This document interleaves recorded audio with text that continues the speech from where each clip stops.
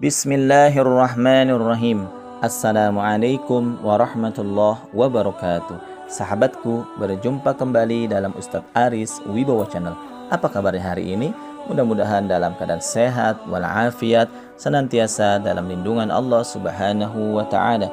Sahabatku, kembali kita akan melanjutkan kajian kita yang kali ini kita akan membahas sebuah pertanyaan. Apakah pertanyaannya? Ustaz, apa saja kan tugas-tugas Nabi Isa alaihi salam di akhir zaman? Baik, pertanyaannya adalah apa sajakah tugas-tugas Nabi Isa alaihissalam di akhir zaman?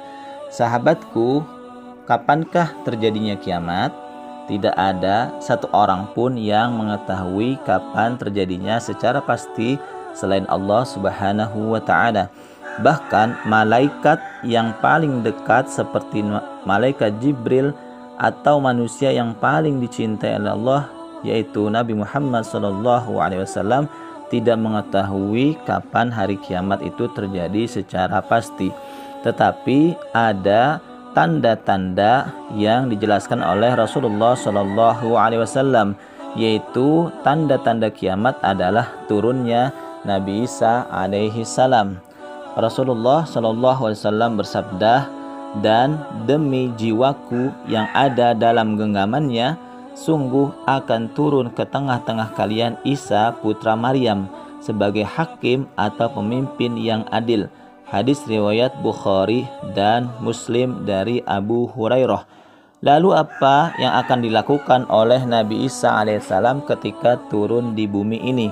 Apakah ia akan membela dan membantu orang-orang yang selama ini menganggapnya sebagai anak Allah atau Tuhan, atau malah sebaliknya Nabi Isa alaihissalam memerangi mereka karena mereka telah melampaui batas dengan mengkultuskannya dan menganggapnya sebagai Tuhan? Lebih lengkapnya, yang antara lain tugas Nabi Isa alaihissalam yang pertama adalah menghancurkan salib-salib. Nabi Isa benar-benar akan menghancurkan salib-salib yang selama ini jadikan objek penyembahannya. Rasulullah telah memberitahukan hal itu dalam hadisnya. Hal itu juga sebagai bukti bahwa orang-orang Yahudi tidak pernah melakukan penyaliban terhadap Nabi Isa alaihissalam, karena yang mereka salib pada waktu itu bukanlah jasad Nabi Isa alaihissalam, tapi orang lain yang diserupakan oleh Allah. Allah Subhanahu wa Ta'ala berfirman, padahal mereka tidak membunuhnya dan tidak pula menyalibnya, tetapi yang mereka bunuh ialah orang yang diserupakan dengan Isa bagi mereka. Surat An-Nisa ayat 157 sampai 159. Untuk membuktikan kebenaran dari firman Allah Subhanahu wa Ta'ala, Nabi Isa turun menjelang kiamat nanti untuk memecahkan atau menghancurkan salib-salib yang ada. Rasulullah SAW bersabda, "Dan demi jiwaku yang ada di dalam genggamannya, sungguh akan turun ke tengah-tengah kalian Isa putra Maryam sebagai hakim atau pemimpin yang adil, memecah salib-salib." Hadis riwayat Bukhari dan Muslim dari Abu Hurairah. Tugas Nabi Isa yang kedua adalah membunuh babi-babi. Babi yang dalam bahasa Al-Quran disebut khinzir adalah hewan yang najis dan haram untuk dikonsumsi. Allah berfirman, "Sesungguhnya Allah telah mengharamkan bagimu bangkai, darah, daging babi dan binatang yang ketika disembelih disebut nama selain Allah." Al-Quran surat Al-Baqarah ayat 173. Maka dari itu, barang siapa yang menghalalkannya berarti ia telah berbuat dosa besar. Termasuk tugas Nabi Isa alaihissalam saat turun ke bumi di akhir zaman nanti, yaitu membunuh babi. Hal itu menunjukkan bahwa Nabi Isa alaihissalam membantah anggapan bahwa ia dan ajarannya telah menghalalkan babi dengan membunuh babi-babi yang ada. Nabi Isa menegaskan bahwa ajarannya dari dulu menganggap bahwa babi itu haram. Rasulullah SAW bersabda, "Demi Allah, sungguh putra Maryam akan turun sebagai pemimpin yang adil. Ia benar-benar akan menghancurkan salib membunuh babi. Hadis riwayat Muslim dari Abu Hurairah. Tugas Nabi Isa alaihissalam yang ketiga adalah memerangi orang yang tidak mau masuk Islam. Nabi Isa akan memimpin umat Islam untuk memerangi orang-orang yang tidak mau masuk Islam. Tiada kata lagi yang akan ditawarkan Nabi Isa kepada penduduk bumi selain Islam. Mereka harus memeluk agama Islam. Kalau mereka enggan untuk masuk Islam, maka Nabi Isa dan pasukannya akan membunuh mereka. Nabi Isa ingin menunjukkan bahwa tidak ada agama di dunia ini yang benar dan diridhoi oleh Allah Subhanahu wa ta'ala selain agama Islam.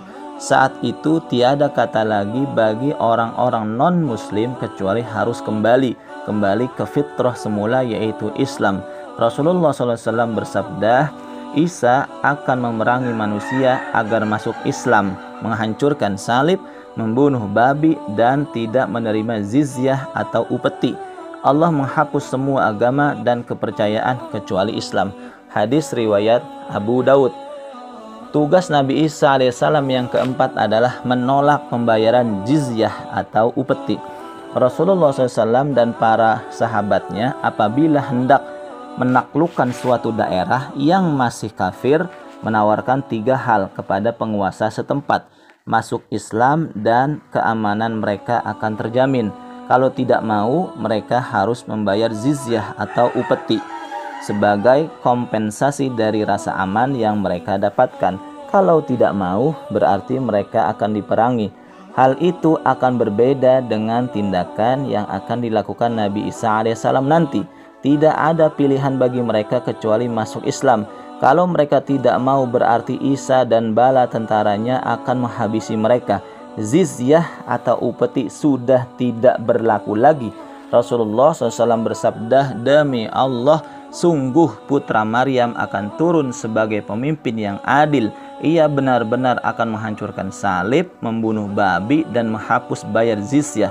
Hadis riwayat Muslim dari Abu Hurairah. Tugas Nabi Isa alaihissalam yang kelima adalah membunuh Dajjal.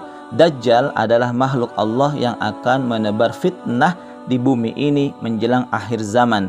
Kemampuan yang diberikan oleh Allah kepadanya sungguh luar biasa untuk menguji keimanan seorang hamba. Makhluk yang berbadan besar tapi pendek dan matanya yang kanan buta, itu akan menjelajahi bumi ini dengan cepat dan singkat. Tak ada satu tempat pun yang luput darinya kecuali Mekah dan Madinah. Tidak ada satu orang pun yang bisa menandingi kehebatannya apalagi mengalahkannya kecuali Nabi Isa putra Maryam. Rasulullah SAW bersabda, Isa putra Maryam akan membunuh Dajjal di desa Babulut, sebuah desa dekat Baitul Maqdis, Palestina. Hadis riwayat Tirmizi dan disahihkan oleh Albani.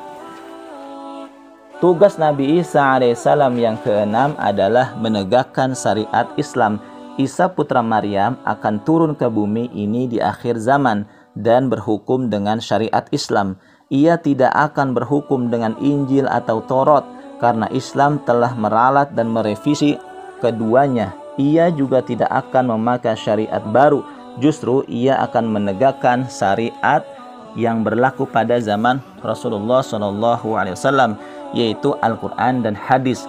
Rasulullah pernah memberitahukan kepada para sahabatnya tentang syariat yang akan dipakai Nabi Isa dengan bentuk pertanyaan. Rasulullah SAW bertanya pada para sahabatnya, apa yang akan kalian lakukan jika telah turun Isa putra Maryam di tengah-tengah kalian dan memimpin kalian dengan apa yang ada pada kalian, yaitu Al-Quran dan Sunnah Muhammad SAW. Hadis riwayat Muslim dari Abu Hurairah. Tugas Nabi Isa alaihissalam yang ketujuh adalah memimpin dengan adil dan bijaksana. Setiap rakyat mendambakan pemimpin yang adil dan bijaksana, menegakkan supremasi hukum yang ada kepada siapa saja yang terbukti bersalah, tidak pandang bulu ataupun ras.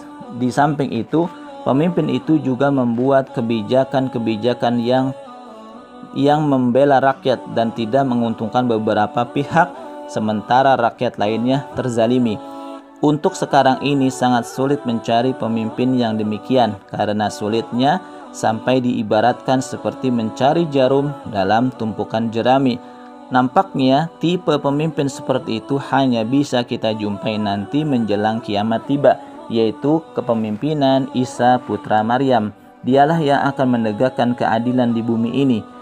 Ia diturunkan Allah untuk mewujudkan mimpi rakyat kecil yang ingin kembali memiliki pemimpin yang adil dan bijaksana. Rasulullah SAW memberitahu kita hal itu melalui hadisnya, melalui sabdanya, dan demi jiwaku yang ada di dalam genggamannya, sungguh akan turun ke tengah-tengah kalian Isa putra Maryam sebagai hakim atau pemimpin yang adil. Hadis Bukhari dan Muslim dari Abu Hurairah. Tugas Nabi Isa alaihissalam yang ke-8 adalah menyebarkan kesejahteraan dan keamanan. Apabila pemimpin suatu negeri bertindak adil dan bijaksana, maka rakyatnya pasti akan merasakan hidup aman dan sejahtera. Rasulullah SAW bersabda, beruntunglah orang yang hidup setelah turunnya Al-Masih Isa putra Maryam. Beruntunglah orang yang hidup setelah turunnya Al-Masih. Langit selalu diperkenankan untuk turun hujan, bumi senantiasa diperkenankan untuk menumbuhkan tumbuh-tumbuhan. Walau kamu letakkan biji-bijian di bukit Sofa, pasti akan tumbuh. Pada waktu itu tidak ada rasa permusuhan, saling dengki dan saling membenci, sampai ada seorang laki-laki berpapasan dengan harimau. Harimau itu tidak memangsanya, dan jika menginjak ular pun ular tidak menggigitnya. Waktu itu tidak ada rasa permusuhan, saling dengki dan saling membenci. Hadis riwayat Ad-Dailami. Tugas Nabi Isa alaihissalam yang ke-9 adalah menunaikan haji atau umroh. Haji adalah rukun Islam yang kelima dan merupakan kewajiban yang harus dilaksanakan bagi setiap muslim atau muslimah yang punya kemampuan, dan kewajiban itu berlaku sekali seumur hidup. Adapun umroh merupakan ibadah yang disunahkan hukumnya dan sering juga disebut dengan haji kecil. Karena itu merupakan kewajiban bagi setiap muslim yang mampu. Maka ketika Nabi Isa telah turun ke bumi ini, dia pun berkewajiban untuk menunaikan ibadah haji. Rasulullah SAW bersabda, mengabarkan kepada umatnya, demi jiwaku yang ada dalam genggamannya, sungguh putra Maryam akan melewati Fajur Rauha, nama daerah antara Mekah dan Madinah, untuk menunaikan ibadah haji atau umroh atau kedua-duanya. Hadis riwayat Muslim dari Abu Hurairah. Sahabatku, itulah tugas-tugas yang akan diemban oleh Nabi Isa putra Maryam ketika telah turun di bumi ini, sebagaimana yang telah dikabarkan oleh Rasulullah SAW. Dan Isa putra Maryam akan tinggal di bumi ini selama 40 tahun. Lalu ia meninggal dunia dan jasadnya disolati oleh orang-orang Islam yang masih hidup pada waktu itu. Seperti yang disabdakan Rasulullah SAW, Isa putra Maryam akan turun membunuh Dajjal, lalu ia akan tinggal di bumi ini selama 40 tahun sebagai imam atau pemimpin yang adil, tegas dan bijaksana. Hadis riwayat Ahmad dari Aisyah radhiyallahu anha. Sahabatku, itulah tugas-tugas Nabi Isa alaihissalam di akhir zaman.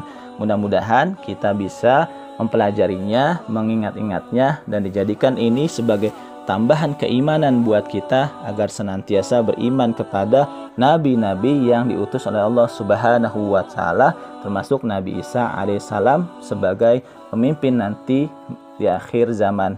Ya Allah, jadikanlah kami orang-orang yang senantiasa meyakini kebenaran yang bersumber dan datang darimu. Hasbunallah wa ni'mal wakil, ni'mal maula wa ni'man nasir. Sahabatku, sampai jumpa di lain kesempatan. Sahabatku, jangan lupa untuk like, share, and subscribe channel dakwah ini. Wassalamualaikum warahmatullahi wabarakatuh.